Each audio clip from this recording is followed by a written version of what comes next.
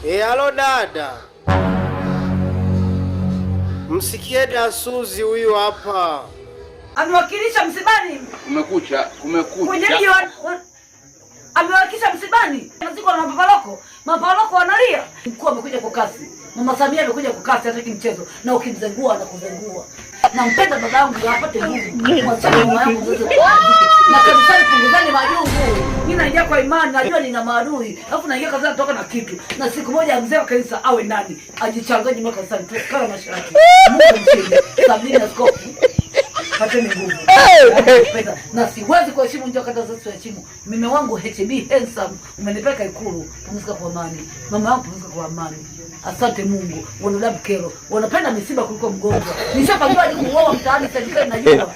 Pia na akili na matoka. Kama hivi. Mimi nataka heshima askofu. Sabini. Wanafika ni sani yeye na maadui kabisa.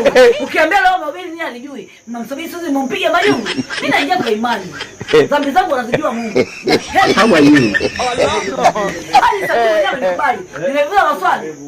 Marko sura 12 20:41. Niuza maadui amenizunguka maswali. Unacheka wewe kama nani? Sasa uwe mzee wa kanisa, uwe nini? Unipalamie uone. Nitakufanyia show kanisani. Mungu ni mshindi, muongoze familia, askofu. Mungu wa maana, baba yangu wa maana. Kwa taarifa yenu siwezi kuheshimu mtu hata sisi chini. Baba yangu askari magereza tengula gereza la Bena.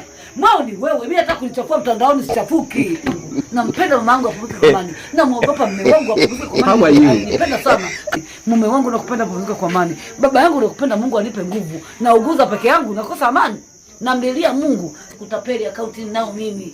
Yaani ananipiga picha mchini ni Mungu na baraka za watu.